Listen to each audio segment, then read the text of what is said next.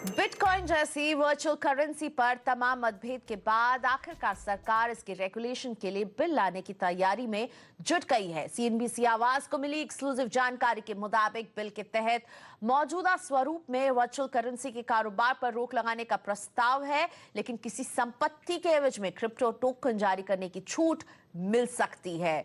तो किस तरह के ये प्रस्ताव रहेंगे, वर्चुअल करेंसी को रेगुलेट करने के लिए क्या तैयारी है, इसकी डिटेल्स दे रहे हैं लक्ष्मण रॉय।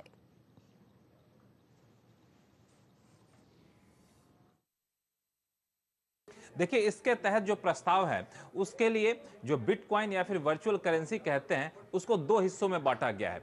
एक कैटेगरी वो वर्चुअल करेंसी है जो सिर्फ तकनीक के आधार पर विकसित की गई है, उसकी कोई वास्तविक कीमत नहीं है, यह सिर्फ काल्पनिक कीमत है, उसके आधार पर उस करेंसी का लेन देन होता है। तो इस कैटेगरी के जो भी वर्चुअल करेंसी होगी उस पर पूरी तरह से रोक लग जाएगी। ऐसी करेंसी ना तो कोई अपने पास रख सकता है, ना तो इसे बेच सकता है, ना खरीद सकता है, ना तो कोई एक्सचेंज इसकी ट्रेडिंग कर सकता है। इसका सीधा सा मतलब यह हुआ कि अभी के स्वरूप में बिटकॉइन जैसी जो भी वर्चुअल करेंसी है उसके लेन देन पर उस पर पूरी तरह से पाबंदी लग जाएगी इस बिल के लागू होने के बाद। वर्चुअल करेंसी का उसका नाम दिया गया है क्रिप्टो टोकन।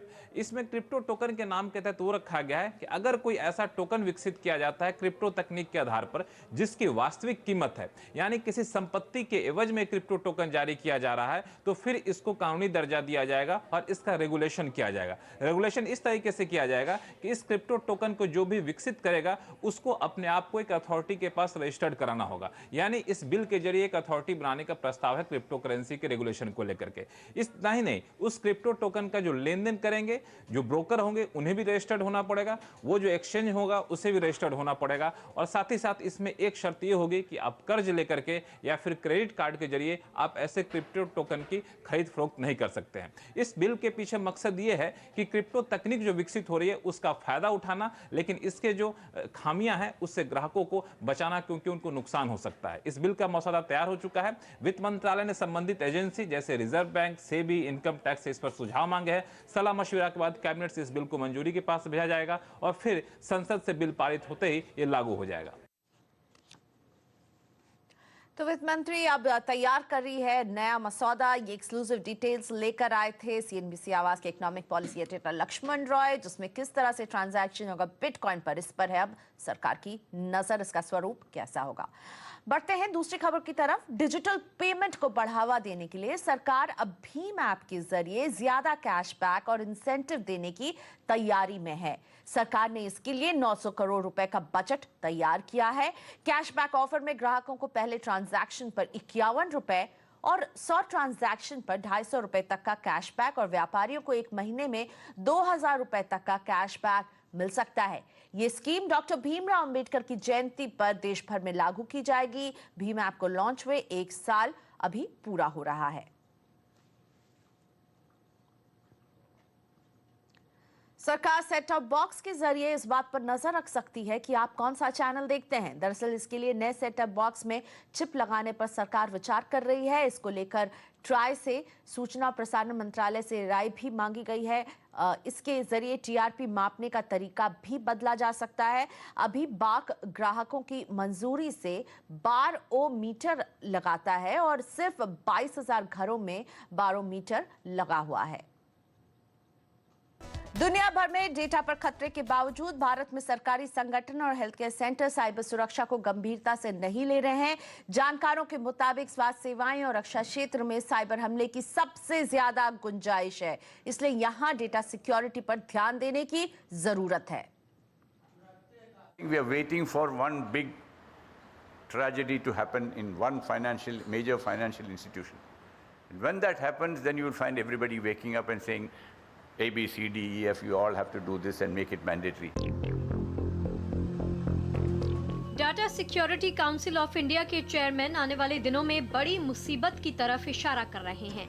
डाटा सिक्योरिटी को लेकर दुनिया भर में हंगामा मचा हुआ है, लेकिन भारत में अभी भी इस पर खास जोर नहीं दिया जा रहा।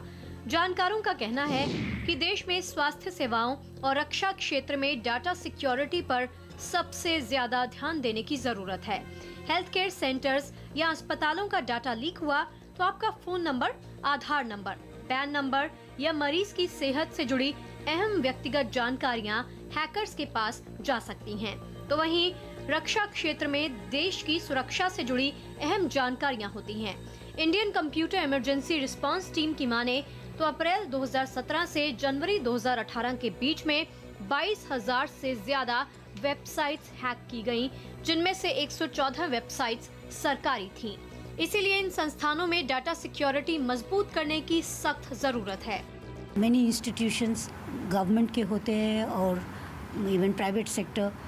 I think cyber security focus in health care is एक सेक्टर है जिसमें बहुत ज़्यादा इम्प्रूवमेंट होना चाहिए।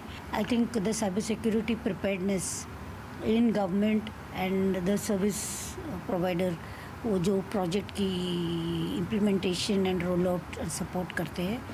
जानकारों का कहना है कि साइबर सुरक्षा को मजबूत करने के लिए बहुत बड़ी टेक्नोलॉजी की जरूरत नहीं, कुछ बुनियादी चीजों पर ध्यान देकर भी हैकिंग से बचा जा सकता है।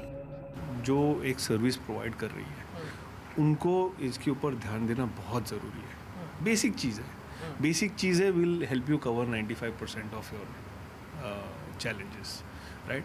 और ये बेसिक चीज़ें के लिए कुछ एडवांस टेक्नोलॉजी है, थ्रेट हंटिंग या फोरेंसिक्स या AI और मशीन लर्निंग, ये सब की ज़रूरत नहीं है। जानकारों का ये कहना है कि आज की तारीख में हैकिंग काफी हो गई है और किसी भी कंपनी का सर्वर हैक करके डाटा चोरी करना आसान हो गया है। हैकर का मकसद ज्यादा से ज्यादा नुकसान पहुंचाना होता है और अगर किसी भी सरकारी संस्थान या अस्पताल का डाटा चोरी हो जाता है तो इससे काफी बड़ा नुकसान होने की संभावना है। निधि राय, मुंबई। और भारत के खाते में कॉमनवेल्थ गेम्स में 2 और मेडल जीत लिए हैं हमारे खिलाड़ियों ने। संजीव राजपूत जो है वो 50 मीटर राइफल शूटिंग में गोल्ड मेडल उन्होंने हासिल किया है और साथ ही में गौरव सोलंकी 52 किलोग्राम के कुश्ती के मैदान में उन्होंने बाजी मारते हुए गोल्ड हासिल किया है। तो अब मेडल टैली भारत की 20 पहुंच चुकी है। और इसी के साथ आवाज समाचार में हमें यहीं पर दीजिए इजाजत। नमस्कार।